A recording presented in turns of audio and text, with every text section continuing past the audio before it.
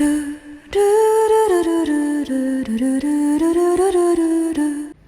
Everyone, आज की class में हम पढ़ रहे होंगे क्लास 10th की साइंस का चैप्टर नंबर 3, जिसका नाम है धातु एवं अधातु।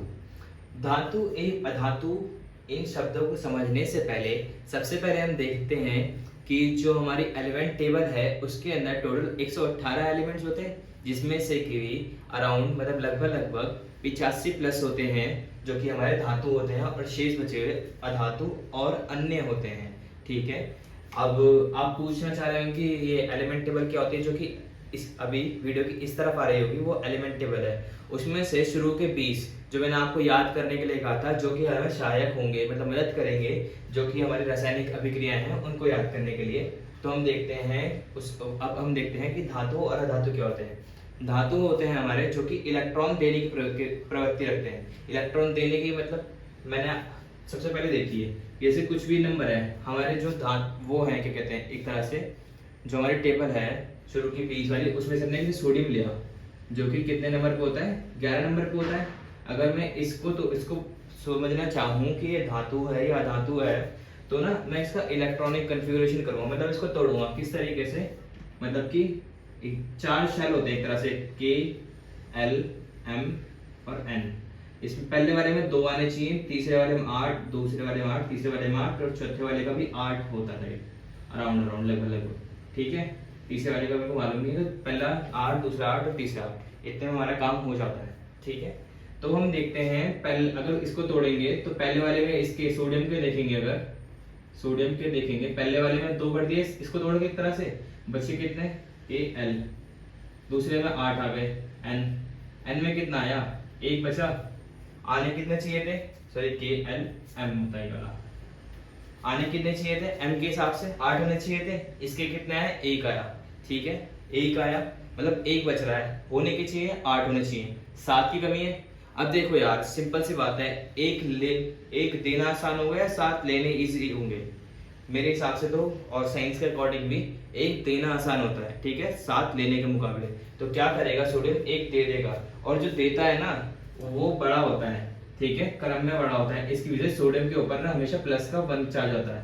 तो जो भी एलिमेंट देते हैं इलेक्ट्रॉन, ठीक है, वो क्या कहलाते हैं, वो धातु कहलाते हैं। एग्जाम्पल देख लेते हैं, जैसे मैग्नीशियम हो गया, मैग्नीशियम कितने नंबर पे होता है, 12, उसको भी ऐसे तोड़ेंगे, के में 2 आ गए, एल में कितने आ गए, 8, एम में कितने आएंगे, 2। अब इसे 6 चाहिए, 6 देगा, 6 लेगा या फिर 2 देगा, 2 देगा, तो इसकी वजह से मैग्नीशियम पे भी 2। कैल्शियम पे देख लेते हैं, कैल्शियम पे होता है 20, के में कितने, 2, एल में 8, एम में 8 और एन में शेष बचे 2।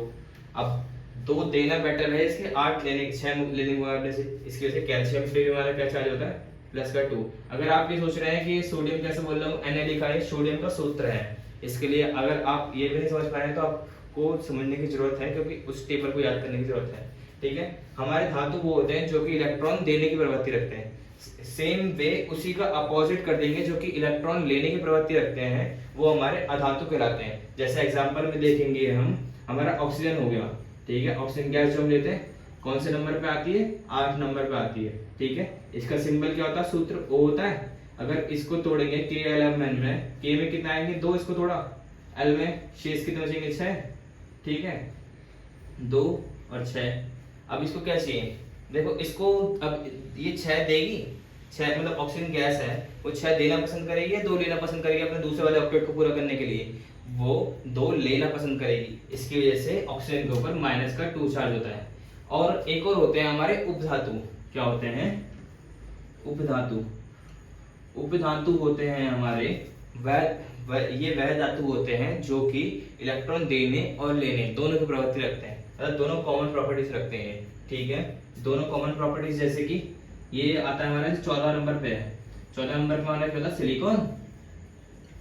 सिलिकॉन को अगर आप तोड़ोगे तो 2 पहले में, दूसरे में 8 और तीसरे में 4, के एल और एम।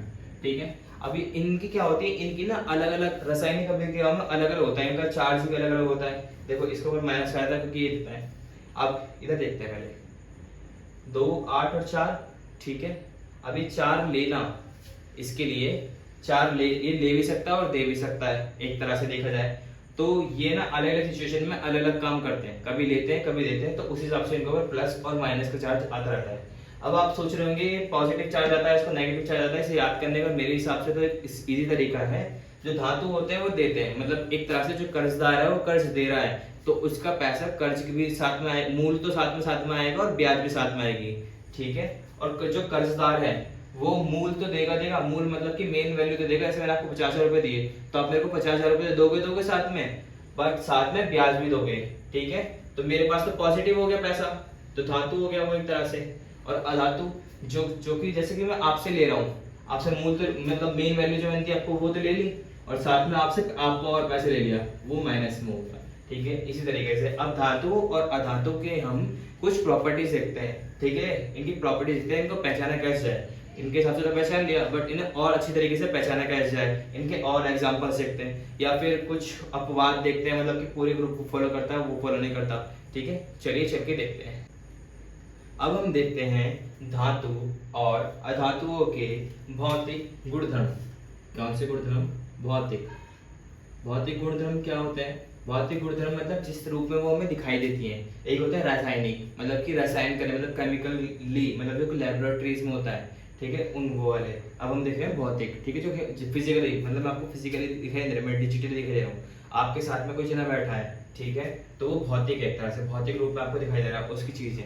ऐसी धातु होती हैं, जो सारी धातुएं होती हैं वो चमकीली होती हैं, ठीक है, और दूसरे और सारी धातुएं होती हैं वो कठोर होती हैं, ठीक है, बट उनमें कुछ अपवाद होता है। अपवाद से मतलब क्या होता है? अपवाद से मतलब होता है जैसे किसी घर में सारे लोग मतलब कि सही संगत से नहीं है, और एक लड़का उनके घर में अच्छी नौकरी लग जाए, सरकारी नौकरी लग जाए, तो कह देते हैं यार ये तो अलग निकल गया लड़का। तो मतलब कि पूरी फैमिली एक काम कर रही है, पूरा एक फैमिली, जैसे कि एक पूरी की पूरी फैमिली एक मिठाई की दुकान पे काम करती है, और वहीं पे उन्हीं में एक लड़का या लड़की कोई भी अलग निकल जाए, सरकारी जॉब पाले या फिर और कुछ करने लग जाए, ठीक है, तो वो अपवाद हो जाता है। तो मतलब कि धातु की पूरी फैमिली कठोर होती है, उसमें कुछ होते हैं अपवाद के रूप में 3, लिथियम, सोडियम एंड पोटेशियम। कौन कौन से? लिथियम, सोडियम एंड पोटेशियम, ये तीनों होते हैं। ये तीनों कठोर नहीं होते, इन तीनों को हम आराम से चाकू से काट सकते हैं। इस तरीके से आप पनीर काटते हैं, उसी तरीके से आप लिथियम, सोडियम और पोटेशियम को आराम से काट सकते हैं। और इन तीनों को ना हम क्या कहते हैं? क्षारीय धातु भी कहते हैं। क्या कहते हैं? क्षारीय धातु, ठीक है। अब देखते हैं रूप। जो रूप से मतलब क्या है? रूप हमने क्लास 9 में पढ़ा था कि 3 रूप होते हैं, 3 नहीं 5 होते हैं, जो कि मेनली हमने 3 पढ़े थे, ठोस, द्रव और गैस, ठीक है। जो ये धातु होती है ना, धातुओं के जो रूप होता है रूम टेम्परेचर पे, मतलब कमरे का तापमान हम अराउंड मानते हैं 20 डिग्री सेल्सियस से लेके 25 डिग्री सेल्सियस, इसके बीच में ना जो धातुएं होती हैं कमरे के तापमान पे कठोर होती हैं, ठीक है। बट कमरे के तापमान पे एक चीज होती है कठोर नहीं होती है, वो द्रव होती है। वो क्या होता है? पारा, जिसे हम मरकरी बोलते हैं, जैसे कि Hg साइन होता है इसका, ठीक है। ये कहाँ पे मिलता है? जब आप डॉक्टर के पास जाते हो अपना बुखार ना पाने, तो आपके वो मुंह में रखता है, तो उसके बीच में हिलाता है ना कुछ, वो पारा होता है, ठीक है। आघात वर्ध्यता क्या होती है? आघात वर्ध्यता धातुओं की एक ऐसा भौतिक गुणधर्म है कि उन्हें पीट कर पतली चादरों में बनाया जाता है। जैसे हमने देखा कि लोहे की पतली चादर होती है, कॉपर की पतली चादर होती है, और इनफैक्ट सोने की भी होती है, अलग अलग चीजों की होती है। तो मतलब धातु की एक ऐसी प्रॉपर्टी होती है आघात वर्ध्यता, जिससे कि हम उन्हें पीट कर हथौड़े या किसी और चीज से उन्हें पतला बनाया जा सकता है। तन्यता होती है कि तन्यता होती है कि धातुओं की वह प्रॉपर्टी, धातुओं का वह गुणधर्म जिससे कि उन्हें पीट कर या जिससे खींच कर उन्हें लंबी तारों में बनाया जा सकता है। जैसे कि हमने देखा है कॉपर है जो कि तारों में इस्तेमाल होता है, ठीक है, वो क्या है? धातु है, ठीक है, क्योंकि उसे पतले तारों में बनाया जाता है। अब मैं आपको बताना चाहूंगा एक फैक्ट इसका, ठीक है, एक फैक्ट की, जो हमारा 1 ग्राम सोना है ना, कितना? सिर्फ 1 ग्राम की बात कर रहा हूँ, 1 ग्राम सोना। 1 ग्राम सोने से आप पता है 2 किलोमीटर लंबी तार बना सकते हो। आप सोच रहे होंगे कि इतना अच्छा है तो इन्हें तार में इस्तेमाल करने चाहिए। भैया ये वो सोने की बात कर रहा हूँ मैं, सोना बहुत महंगा होता है क्वांटिटी, इसकी वजह से सोने को तारों में इस्तेमाल नहीं करते, और ठीक है। अब देखते हैं विद्युत व ऊष्मा के चालक। विद्युत मतलब बिजली, एक तरह से ऊष्मा मतलब हीट।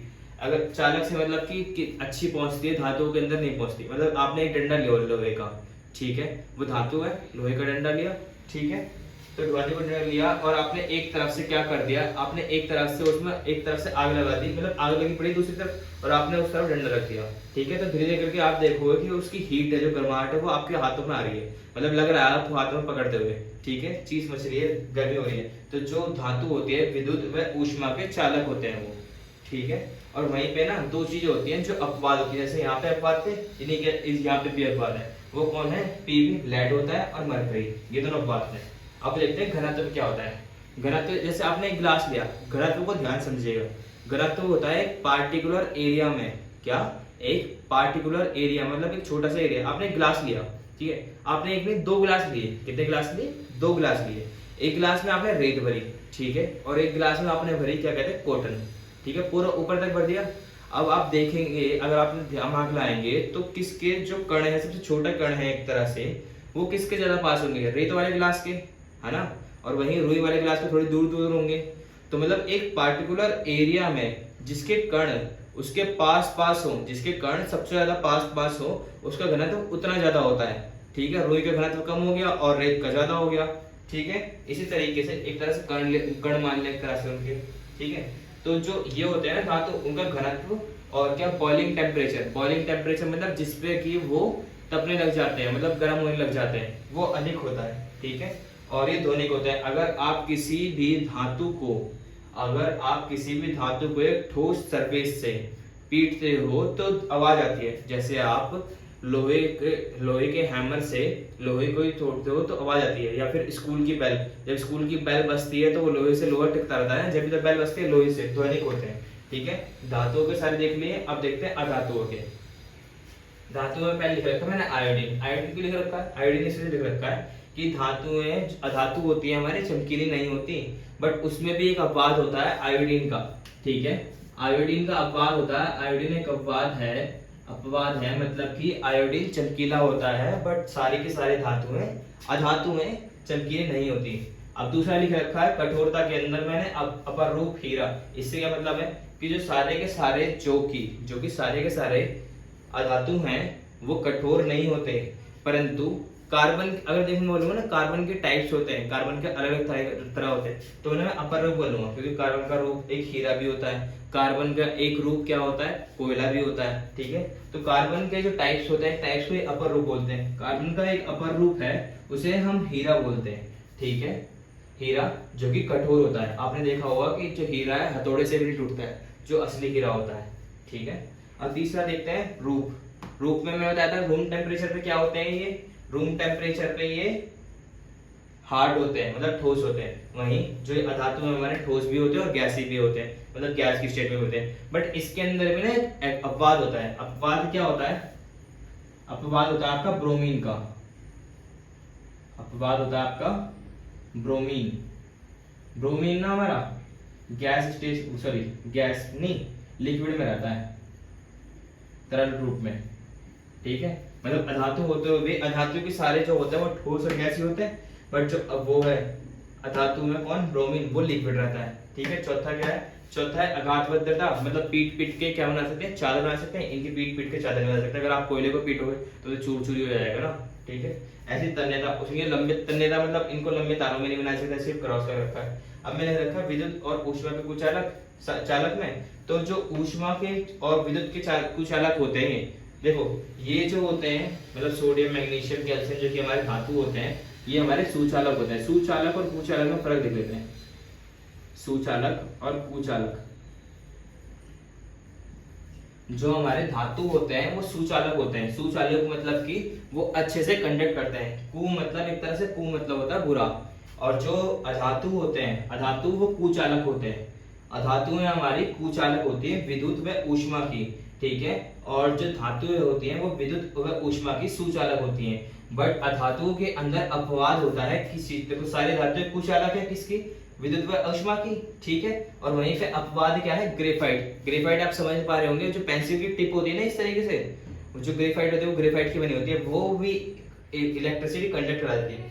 7 देते हैं घनत्व, इनका घनत्व भी कम होता है और क्या कहते हैं इनका बॉइलिंग टेम्परेचर भी कम होता है।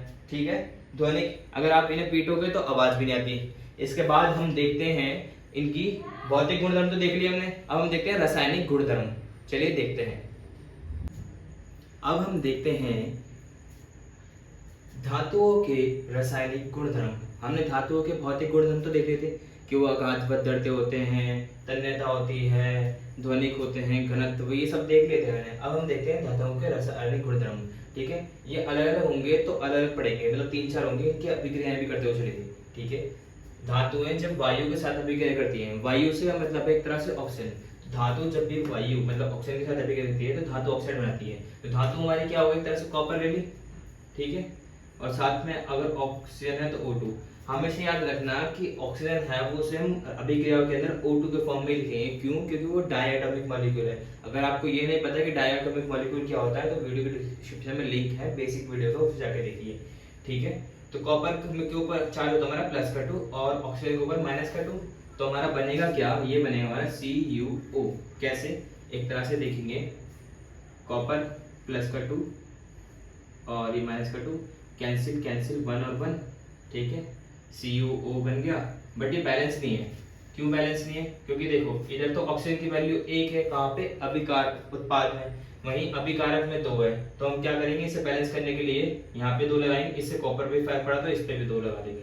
ठीक है, अब देखते हैं एल्यूमिनियम का, एल्यूमिनियम के साथ Al प्लस में O2। तो अब क्या होगा, एल्यूमिनियम के ऊपर होता हमारा +2 चार्ज। ठीक है, तो हमारा बनेगा Al2O3। अब देखो फर्क क्या बढ़ रहा है, इधर ऑक्सीजन 3 है, इधर 2 है, तो अब इसको करना पड़ेगा ठीक। इसको ठीक करने के लिए क्या करेंगे, इधर 2 से मल्टीप्लाई कर दी और इधर 3 से मल्टीप्लाई कर दी। 2 से मल्टीप्लाई कर दी 6 हो गए और 3 से मल्टीप्लाई कर दी 2 3 दूनी 6। ऑक्सीजन तो बराबर हो गए, बट इससे एल्यूमिनियम में फर्क पड़ गया। एल्यूमिनियम यहाँ पे 2 थे तो 4 हो गए, तो यहाँ पे 4 लगा दिया, एल्यूमिनियम बराबर हो गए। ठीक है, ये हमारी क्या बननी है, मेटल ऑक्साइड बननी है, मतलब धात्विक ऑक्साइड बनती है। हमने चैप्टर 2 में पढ़ा था, अम्ल वाले चैप्टर में, अम्ल और अम्ल चालक और लवण वाले चैप्टर में पढ़ा था कि जो हमारी धात्विक ऑक्साइड होती है, जिनकी प्रकृति होती है वो कैसी होती है, क्षारीय होती है। ठीक है, और इसके बाद हम देखते हैं कि जो हमारे क्या कहते हैं, चांदी होती है और क्या कहते हैं, सोना होता है। चांदी का फॉर्मूला होता है हमारा Ag और Au, ये दोनों ना अभिक्रिया नहीं करते वायु के साथ। ठीक है, ये दोनों अभिक्रिया नहीं करते वायु के साथ। और कॉपर को जब प्रज्वलित किया जाता है, मतलब जलाया जाता है, वो भी ऑक्सीजन के प्रेजेंस में एक तरह से, तो उसके ऊपर ना परत चढ़ जाती है काली कलर की। जैसे आपने देखा होगा, आपकी काली कलर की परत चढ़ जाती है। जैसे आपने देखा होगा कि आपकी मम्मियाँ जब काम कर रही होती हैं घरों में, तो उनकी पायलें काली हो जाती है एक तरह से। ठीक है, वैसे ही कह सकते हैं एक तरह से। कॉपर नहीं है और वो चांदी है, वो सिल्वर है, उस पर भी काली परत चढ़ जाती है। और जो हमारा आयरन होता है वो जलता नहीं है, बट उसके अंदर लोच वोच डाल देते हैं तो वो जल्दी से लग देता है। हमारा मैग्नीशियम, एल्यूमिनियम और लेड और जिंक, ये 4 होती है। मैग्नीशियम,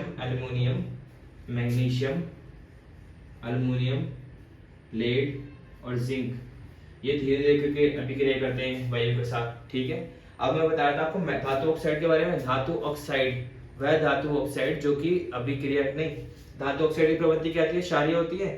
ठीक है, धातु ऑक्साइड की प्रवृत्ति क्षारीय होती है, इसकी वजह से हम इसे अम्ल के साथ अभिक्रिया करते हैं। बट कुछ धातु ऑक्साइड ऐसे भी होती हैं जो कि अम्ल और क्षारक के साथ अभिक्रिया कर लेती हैं, उन्हें हम क्या कहते हैं, उभयधर्मी ऑक्साइड कहते हैं।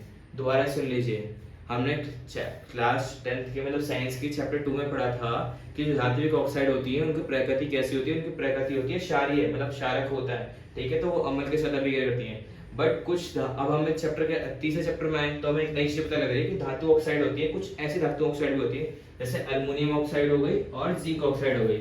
ये ऑक्साइड ऐसी होती हैं जो कि अम्ल और क्या कहते हैं, हमारे क्षारक दोनों के साथ अभिक्रिया कर लेती हैं, उन्हें हम क्या कहते हैं, उभयधर्मी ऑक्साइड कहते हैं। जैसे हमारा एल्युमिनियम ऑक्साइड है, HCl के साथ अभिक्रिया करी तो एल्युमिनियम क्लोराइड और ClH2 बन गया। ठीक है, बट ये बैलेंस नहीं है। कैसे बैलेंस नहीं? क्योंकि देखो एल्युमिनियम की इधर 2 है, इधर 1 है। ठीक है, बैलेंस तो है नहीं, इधर एक तरह से है ना, और इधर क्लोरीन 3 है, इधर क्लोरीन 1 है। अब इनको बैलेंस करना है, इधर भी 2 होने चाहिए, इधर भी 2 होने चाहिए। तो क्या करेंगे हम, क्या करेंगे, पहले तो 2 लगा के देखेंगे, 2 से क्लोरीन पे 6 बढ़ जाएंगे, 2 एल्युमिनियम बराबर एक तरह से। अब क्लोरीन क्या होगा, 6 हो गए, इधर 6 कर दिए बराबर। ठीक है, अब इससे हाइड्रोजन में फर्क पड़ गया, हाइड्रोजन फर्क गया तो 3 दूनी 6 हाइड्रोजन और ऑक्सीजन तो हमारे 3 थे, बराबर हो गया ये। ठीक है, इस तरीके से। अब हमने एल्युमिनियम ऑक्साइड की अभिक्रिया करी बेस के साथ, मतलब क्षारक के साथ, तो यहाँ पे 2 लगा लो, यहाँ पे 2 लगा लो, बैलेंस हो गई इक्वेशन। ठीक है, बाकी आप देख लेना। और अब हम इसके बारे में, मतलब रासायनिक गुणधर्म किसके, धातुओं के, और पढ़ेंगे पार्ट 2 में। और पार्ट 2 का इंतजार करिए। अगर आपको ये वीडियो पसंद आई और आपको समझ में आया तो शेयर करना ना भूलें और सब्सक्राइब करना ना भूलें और लाइक जरूर कीजिएगा। Thank you.